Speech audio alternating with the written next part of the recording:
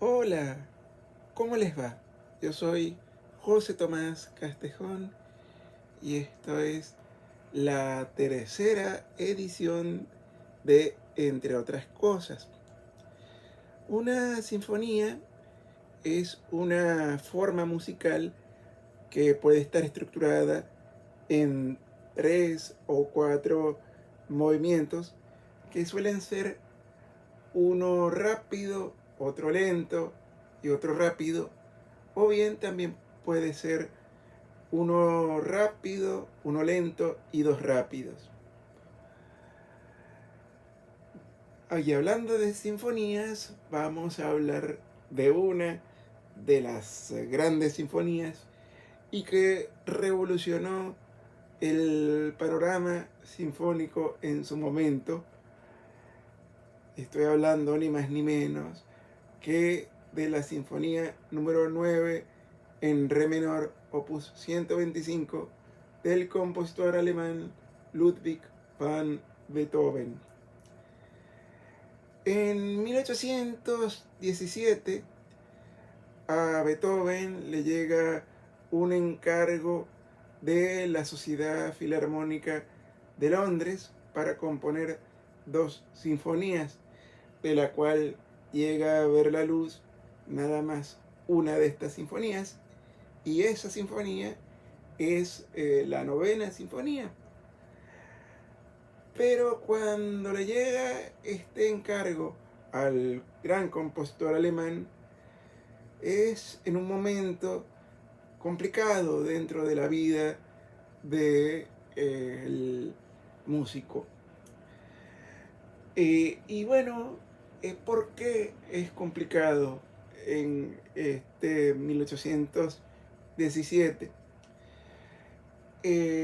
Bueno, porque en ese momento Beethoven se encontraba peleando la custodia de su sobrino con su cuñada, Johanna, la esposa de su hermano, eh, Caspar, que había muerto el año anterior, y Beethoven, como digo, eh, peleó la custodia de su sobrino con su cuñada, Johanna. Por supuesto, Beethoven ganó la custodia, pero a lo largo de la convivencia de Beethoven con su sobrino, con Karl, la convivencia fue insostenible a tal punto que el Karl quiso, intentó quitarse la vida. Sumado a esto,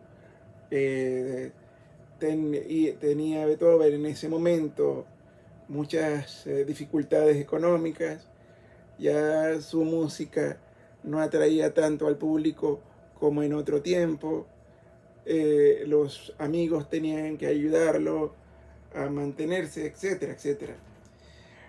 Hasta que en 1822 se animó a componer y compuso de una sola vez los 3 primeros movimientos de esta sinfonía, pero para el cuarto quería decir algo más, que no solamente con la música se podía decir. Él quería incluir un coro y solistas vocales. Esto ya lo había hecho previamente con una fantasía coral, que era algo así como un concierto para piano con coro. Eh, para esto, para los, lo que se iba a cantar en el cuarto movimiento de la novena sinfonía, eh, él tenía ya pensado, tenía bosquejos de lo que quería. Quería ponerle música al poema A la alegría de el poeta alemán Friedrich Schiller. Este poema lo había leído Beethoven en su juventud, allá en 1795, 94, 95. Y por supuesto, él desde ese tiempo, desde esos años 90 del siglo XVIII, él quiso ponerle música a este poema, pero lo fue retrasando el proyecto hasta que por fin pudo colocar en este cuarto movimiento de esta novena sinfonía, en 1824, esta Oda a la Alegría y musicalizarla. También se puede decir que en algunos compases de este cuarto movimiento hay especialistas que dicen que en algunos compases del cuarto movimiento de esta novena sinfonía se escucha una especie de homenaje a Mozart, por que hay en esos compases una cierta inspiración del ofertorio que es el 222 del genio salzburgués. Y bueno, cuando por fin se estrenó esta sinfonía, esta novena sinfonía, que se logró estrenar en Viena por convencimiento de varios sectores artísticos e intelectuales que le dirigieron una carta abierta al músico, que si bien no, no había sido del gusto del público, sus últimas obras no habían sido del gusto del público, sí tenía todavía sus admiradores, y estos admiradores firmaron una carta abierta para convencer a Beethoven. Beethoven en un primer momento no quería estrenarla en Viena, pero tampoco quería irse a Londres, sino a Berlín. Y fruto de esta carta abierta, él dijo que sí, vamos a estrenarla en Viena, y se estrenó el 7 de mayo de 1824 en el Teatro Karlstor de la capital austríaca. El estreno, vamos a decirlo así, no representó un éxito económico, pero sí fue un éxito en lo artístico para Beethoven, porque fue algo nunca antes visto, una sinfonía que incluya voces solistas y coro, era algo que no se había visto. Y aparte que él en esta sinfonía altera el orden de los movimientos. Por lo general una sinfonía, como les comentaba, se dividía en un movimiento rápido seguido de un movimiento lento. Aquí no, aquí es un movimiento rápido, otro rápido, que es el scherzo, que es algo así como una danza impetuosa, que celebra la alegría, pues, ¿no? La alegría dionisíaca, digamos. y, eh, y un tercer movimiento que es lento y que representaría el amor de la humanidad, el amor entre todos los seres humanos. Y ya el cuarto, que es el que todo el mundo espera cuando oye esta sinfonía, que es la Oda a la Alegría. Y como dije, fue todo un éxito, a tal punto que la soprano, la contralto del estreno, giró a Beethoven, quien dirigía como un poseso, como un loco, pese a que ya no oía, porque eso era otra cosa, que Beethoven en el estreno insistió en dirigir la orquesta.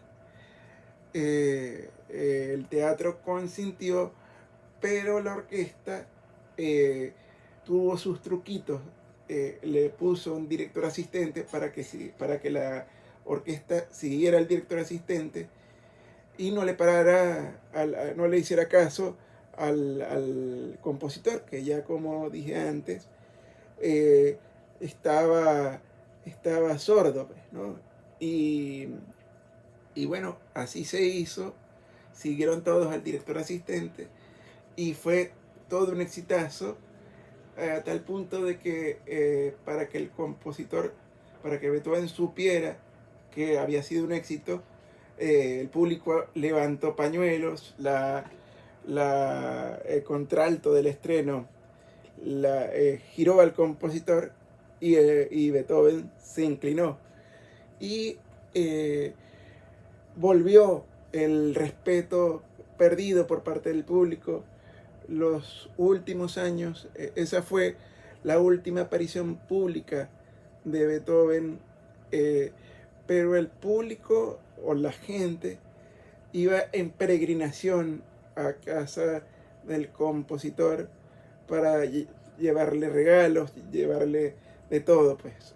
Incluso en esos últimos años, él sentía nostalgia por su Alemania natal y en el último año, o más bien en los últimos meses de su vida, ya en el año 1827, él pedía que se le trajera vino de el Rin, vino de la ciudad de Bonn, que era donde el compositor había nacido. Esta petición había sido cumplida, pero el vino había llegado demasiado tarde, porque el compositor había muerto el 26 de marzo de 1827. Pero bueno, eso...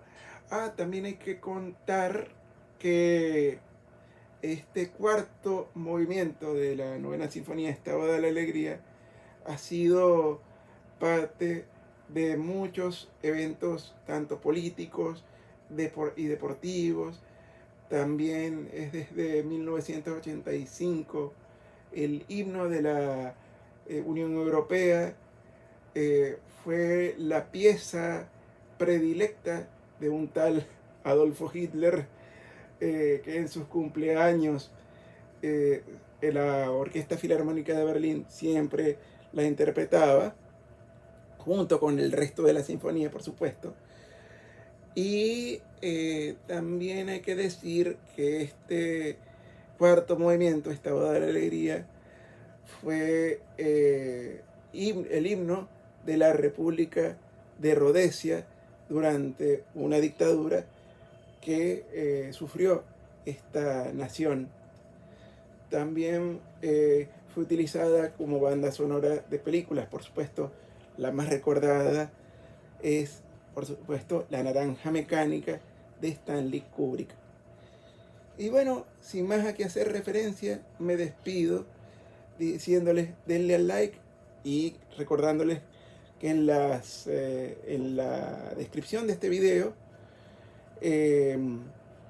están las músicas, las piezas que voy a incluir en este video para que escuchen la música y disfruten. Hasta una próxima oportunidad.